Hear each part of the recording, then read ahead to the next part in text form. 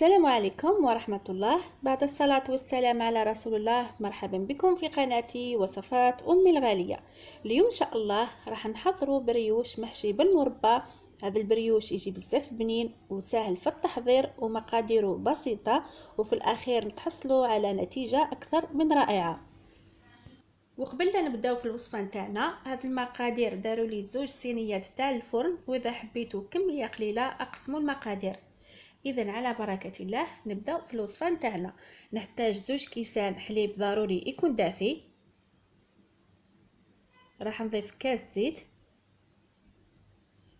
لو كان تضيفوا الحليب تاعكم بارد البريوش تاعكم راح يجي ثقيل ومعجن. راح نضيف 2 بيضات، ونضيف بياض بيضاء، والصفار راح ندهن به البريوش. وبيض البيض يخلي دائما البريوش يجي خفيف. ونضيف الملح على حسب الحاجه، ونضيف 2 ملاعق كبار سكر عادي، ونضيف 2 ملاعق كبار خميره الخبز، ونضيف ملعقه صغيره خميره كيميائيه. ونخلط المقادير على الخفيف فقط.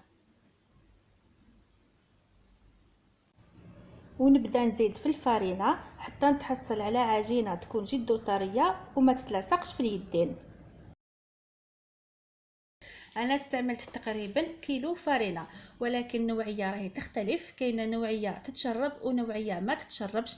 اذا من المستحسن ضيفوها تدريجيا حتى تتحصلوا على عجينه تكون جد طريه وما تتلاصقش في اليدين. والبريوش العجينه تاعو لازم تكون جد طريه باش يجي خفيف وطري. كما راكم تلاحظوا العجينه راني ما عجنتهاش، جمعتها فقط. راح نغطي العجينه بورق الشفاف ونحطها في مكان دافي ونخليها حتى تخمر.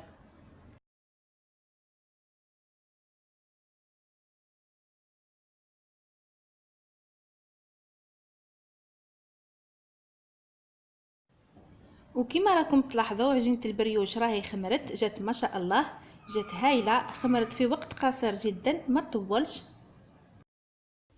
العجينه تاعي هنايا ما نعجنهاش، راح نحيها مباشره ونحطها فوق البلون دو طرافاي ونقسمها على 3 كورسات بنفس الحجم. اذا جاتكم هذه الكميه بزاف تقدروا تقسموا العجينه تاعكم، والنص طيبوه والنص تحطوه في كيس بلاستيكي غذائي وتحتفظوا به في الكونجيلاتور في المجمد.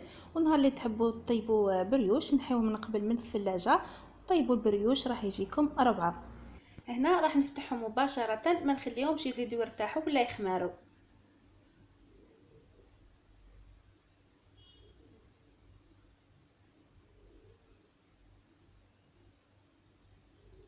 راح نرش شويه فرينه فوق البلون دو طرافاي ونفتح القرصه الاولى.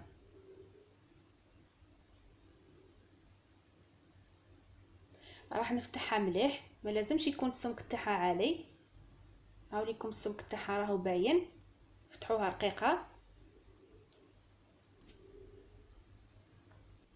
هنا عندي تقريبا 50 غرام مارغرين ذايبه وبارده، راح نمسح بها القرصه تاعي بهذه الطريقه.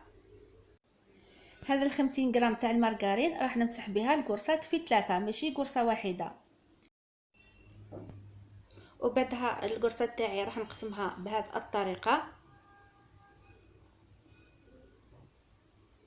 انا كي تقطعوا هكذايا ما تهبطوش لتحت، قطعوا غير من الفوق.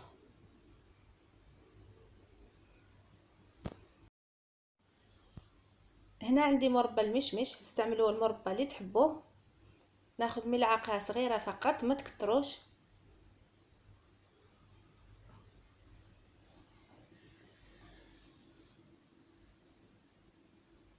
هنا لاحظوا جيدا واش راح ندير. راح نغلق هكذا على الاطراف على المربى ونلف وندور هكذا. هنا راني دورت على المربى باش كي يخمر البريوش ويطيب ما يطلعش هذاك المربى من البريوش تاعنا ويخسر الهاله. راح نزيد لكم وحده. راح ناخذ ملعقه صغيره مربى، ما تكتروش. ولهنا كما راكم تلاحظوا التقطاع راهو غير للفوق ما هبطوش لتحت. لهنا راح نغلق على الاطراف وندور هكذا كما راكم تلاحظوا. لهنا راني غلقت على الاطراف باش البريوش كي يخمر ما يخرجش هذاك المعجون على الاطراف. وهنا بعد ما كملت الكامل الكميه البريوش راح نغطيه ونخليه يخمر لمده 25 دقيقه. وهنايا بعد ما تجازوا 25 دقيقه البريوش راهو خمر. عندي صفار البيض كنت ضفته للعجينه، والصفار زدت له شويه حليب. راح نخلطه مليح وندهن البريوش. في هذه اللحظات الفرن تاعي راهو سخون، سخنته من قبل. راح نطيب البريوش في 190 درجه، راح نخليه حتى يطيب ويتحمر ونحيه من الفرن. بالنسبه للاخوات اللي عندهم الفرن تاعهم يشعل غير من التحت، شعلوا له من التحت وطيبوا البريوش تاعكم.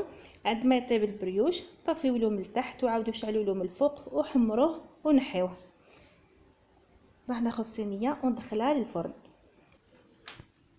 وفي الاخير البريوش راهو طاب، جا ما شاء الله، جا هايل. كما راكم تلاحظوا راهو جا بزاف خفيف.